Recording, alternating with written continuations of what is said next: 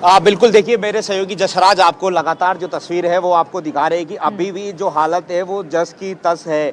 यानी कि जैसे सुबह परिजन धरने पर बैठे हुए थे, ठीक उसी प्रकार परिजन जो धरने पर है अभी भी बैठे हुए हैं। इस पूरे मामले में जो आरोपी अनस है उसको यहाँ पर हिरासत में ले लिया है, उसके पैर में गोली लगी है। इसके साथ ही उसका सहयोगी शादाब है, उसको भी यहाँ पर हिरासत में ले लिया है। शादाब और अनस ये दोनों ही आरोपी चाकूबाजी में इन्वॉल्व थे, दोनों गए थे और इन्होंने चाकूबाजी की घटना को अंजाम दिया था। इसके साथ ही 4 अन्य लोगों को पुलिस पहले ही हिरासत में ले चुकी है। यानी कि टोटल 6 आरोपी को अभी इस वक्त हिरासत में ले लिया है। पुलिस की जो डिक्शनरी है उसमें लगभग जो है 8 आरोपी जो है वो बताए जा रहे हैं और उसके बाद अभी 2 की तलाश जो है वो जारी है। लेकिन जो मुख्य आरोपी अनस था और शादाब था उसको यहाँ पर हिरासत में ले लिया है। चूँकि उसके पैर में गोली लगी है, लगातार हम वो तस्वीर, वो अस्पताल के अंदर की तस्वीर भी आपको दिखा रहे हैं कि किस तरह से अनस जो है वो अब अपराधी था, अपराधी की जगह जहाँ होनी चाहिए थी वहीं उसकी जगह वो अपनी जगह पर पहुँच चुका है। उसके पैर में गोली लगी है और जो उसने किया है वो किए की सज़ा उसको मिल रही है और बाकी की बची कुछ सज़ा उसको जब वो सलाखों के पीछे अपना जो काटेगा तब उसको मालूम पड़ जाएगा कि अपराध करने की सज़ा क्या होती है। बहरहाल यहाँ पर आप देखेंगे कि लगातार प्रदर्शनकारी है वो प्रदर्शन कर रहे हैं और पुलिस ने तो अपना काम कर लिया है, पुलिस ने अपराधियों को पकड़ लिया है। लेकिन अब परिजन जब यहाँ से उठेंगे, जब इनकी मांगे जो है वो पूरी होगी। परिजन पुलिस का बेशक जो है वो शुक्रिया अदा कर रहे हैं, थैंक्स कर रहे हैं लगातार, क्योंकि पुलिस ने जो अपना काम है वो तो कर लिया है और इसके साथ ही जो लेकिन मांगे हैं वो अभी तक नहीं मानी गई है। तेजस्विनी मैडम है, उनसे एक बार फिर से हम बातचीत कर लेंगे और मैडम से पूछेंगे कि मैडम अभी फ़िलहाल क्या हालात है, कब ये धरना खत्म होगा? मैम, कब ये धरना खत्म होगा? पुलिस अभी इनसे वार्ता चल रही है और अभी एमएलए साहब भी बात कर रहे हैं, जनप्रतिनिधि बात कर रहे हैं, हमने भी इनसे बात करी है। तो मुआवजे को लेकर कोई बात, इनकी सहमति अभी नहीं हुई है। बाकी सब मांगों पे इनकी सहमति हो गई है, तो वो अभी बातचीत हो रही है। मेन मांग तो अपराधियों को पकड़ना था, वो तो हो चुका है। जी बिल्कुल बिल्कुल। अब कितने फरार हैं? अभी जो इनके साथ लिंक्ड थे, जिन्होंने और भी लोग थे, उनके ऊपर हम तफ्तीश करेंगे डिटेल में। जिन्होंने 2 ने चक्कू मारा था वो दोनों आरोपी हैं। असली वजह क्या आ रही है कि ये जो अनस आरोपी था इसको कुछ इसके साथ कुछ इसको बैठा के इसकी रैली निकाली थी गांव में, ऐसा कुछ? ये अनुसंधान में एक बार क्लियर होगा फिर हम बता देंगे। ठीक है, thank you madam, thank you. मैं अब ये देखिए, आप तस्वीरें आप देखेंगे किस तरह से प्रदर्शनकारी जो है वो प्रदर्शन कर रहे हैं। तेजस्विनी मैडम है वो लगातार एनडीटीवी से बातचीत कर रही है, कह रही है कि समझाइश का दौर और मध्यस्थता का दौर जो है वो लगातार जारी है। जो परिजन हैं वो यहाँ से हटने को तैयार नहीं है। जो उनकी मुआवजे की मांग है, सरकारी नौकरी की जो मांग है उस पर अभी सहमति नहीं बनी है। लेकिन जो अपराधी है उनको यहाँ पर गिरफ्तार किया जा चुका है। 6 आरोपी यहाँ पर जो है उनको हिरासत में लिया गया है। जो अनस है आरोपी जो मेन था, शादाब जो मेन आरोपी था, उसके पैर में गोली लगी है, उसके पैर में गोली लगी है और उसको अभी पहले उसका इलाज जारी है। जब उसका इलाज कंप्लीट हो जाएगा तब पुलिस उसको हिरासत में ले लेगी। लेकिन अभी यहाँ पर परिजन जो है और स्थानीय लोग जो है अभी भी धरने पर डटे हुए।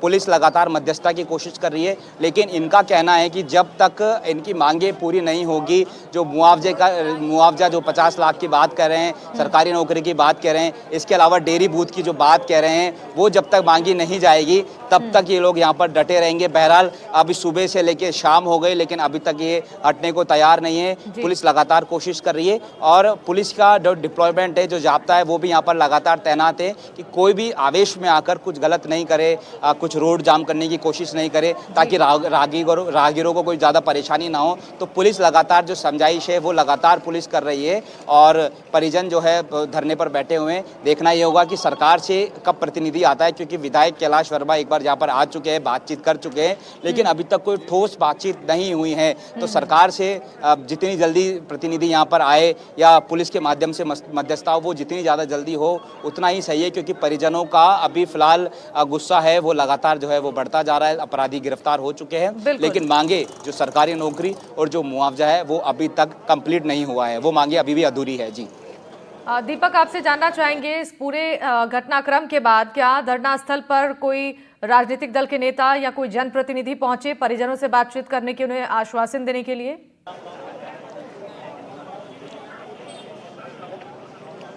देखिए, बिल्कुल चूंकि बीजेपी की सरकार है तो कैलाश वर्मा जो विधायक है वो मौके पर पहुंचे थे उन्होंने समझाइश की थी। और जो स्थानीय लोग हैं उनका कहना है कि जो समुदाय विशेष के जो लोग हैं वो लगातार समाज में अशांति फैलाने का काम करते हैं, विशेष तौर पर इस जामडोली और पालवी मीणा इलाके में। इससे पहले भी उन्होंने इस परिवार को, विपिन को, कम से कम जैसा कि इनके परिजन कह रहे हैं कि 8 बार जान से मारने की धमकी दी थी, 8 बार। अब बड़ा सवाल है कि अगर 8 बार अगर धमकी दे रहे हैं तो परिजन थाने में गए तो थाने में क्यों पुलिस ने नहीं सुनी, क्यों आरोपी अनस को और अन्य जो उसके साथी थे क्यों उसको पाबंद नहीं किया? क्योंकि अगर उसको पाबंद कर देते या उसको सख्ती से उसकी काउंसलिंग कर देते तो शायद ये घटना को रोका जा सकता था। परिजन कह रहे हैं कि वो उन्होंने पुलिस में शिकायत दी थी, लेकिन पुलिस ने उनकी बात जो है वो नहीं सुनी और लिहाजा ये जो घटना हुई है, हालांकि ये जांच का विषय है कि क्या वाकई जो परिजन गए थे या नहीं गए थे। फिलहाल जो परिजन हैं, जो स्थानीय लोग हैं, वो लगातार यहाँ धरने पर डटे हुए हैं, लगातार अपनी मांगों को लेकर प्रदर्शन कर रहे हैं। तो उनका ये कहना था कि पहले भी इस मामले में उनकी तरफ से शिकायत दी गई है। मांग ये भी उठाई जा रही थी जामडोली थाना अधिकारी को सस्पेंड किया जाए, क्योंकि पहले भी अनस ने जान से मारने की धमकी विपिन को दी थी और इसके बावजूद भी प्रशासन की ओर से इस पर काम नहीं किया गया, संज्ञान नहीं लिया गया। तो क्या अब इसके बाद जो नाराजगी है परिजनों की, जो मांग थी जामडोली थानाधिकारी को सस्पेंड करने की, क्या उस पर बातचीत बन पाई है? देखिए, मामला जो है वो जामडोली नहीं, खो नागौरिया थाना इलाके का है और निश्चित तौर पर खो नागौरिया थाना इलाके पर जो कुछ पुलिसकर्मी हैं उनके खिलाफ जो है वो कार्रवाई की जो मांग है वो रख रहे हैं, क्योंकि इनका कहना है कि थाने में गए थे, खो नागौरिया थाने में, और कहा था कि उनके बेटे विपिन को जान का खतरा है, कुछ लोग उसको मार सकते हैं। तो बड़ा सवाल ये है कि जब कोई व्यक्ति आपके पास, थाने के पास पहुँच रहा है, पुलिस के पास पहुँच रहा है, बार बार कह रहा है कि मुझे जान का खतरा है, तो पुलिस को उस पर एक्शन लेना चाहिए था। हो सकता है कि मजाक में अगर मान लीजिए कोई कह भी रहा था तो भी पुलिस को जो है वो बुला लेना चाहिए था। आप देखेंगे कि अभी जिस तरह से लगातार इस तरह की खबरें आ रही है कि जयपुर में बम थ्रेट की खबर है, वो सब जानते हैं कि वो जो है झूठी और फेक खबर होती है, लेकिन बावजूद उसके पुलिस मौके पर जा रही है, सर्च कर रही है। उसी प्रकार से जब कोई जान से मारने की धमकी अगर किसी को मिल रही है तो पुलिस को ज़रूर उस पर एक्शन लेना चाहिए था। पुलिस को ज़रूर जो है उसकी जिस पर शिकायत की जा रही थी उसको थाने बुलाना चाहिए था, उसकी काउंसलिंग करनी चाहिए थी, ज़रूरत पड़ने पर उसको पाबंद भी करना चाहिए था, लेकिन ऐसा नहीं हुआ। अगर ऐसा हो जाता तो शायद ये बड़ी वारदात नहीं होती और अपराधियों के हौसले इतने ज़्यादा बुलंद नहीं होते कि वो 9:30 बजे, 9:30 बजे का समय, ऐसा नहीं कहेंगे कि बहुत ज़्यादा रात होती है, 9:30 बजे का समय आजकल शाम जैसा ही समय होता है, तो दिन दहाड़े उन्होंने इस तरह की वारदात को अंजाम दिया है और इतने ज़्यादा उनके हौसले बुलंद हो चुके हैं कि वो पुलिस की पिस्टल छीनकर फायरिंग करने की कोशिश कर रहे हैं। बहरहाल पुलिस ने मुस्तैदी दिखाई, इस पूरे वारदात में पुलिस की भी गोली लग सकती थी, लेकिन पुलिस एक्टिव थी, सतर्क थी, पुलिस ने सतर्कता दिखाई और बदमाश के पैर में गोली लगी। अनस के, उसके साथी शादाब के, दोनों को हिरासत में लिया है। इससे पहले उसके 4 साथी उनको हिरासत में ले लिया। कुल मिला के 6 आरोपी अब इस पूरे मामले में गिरफ्तार हो चुके हैं। अब इनसे पूछताछ की जाएगी और इनसे कनेक्टेड, इनसे जुड़े हुए लोगों को पुलिस ज़रूर इन पर कार्रवाई करेगी। हो सकता है कि कहाँ भागे, किसने इनको शरण दी, कौन कौन इसकी फरारी में मदद कर रहा था, चाकू हथियार कहाँ से लेकर आए, ये बहुत सारे लोग इस पर कनेक्टेड हो सकते हैं, पूरा एक गिरोह हो सकता है। तो अब उस पर जो है कार्रवाई की जा रही है।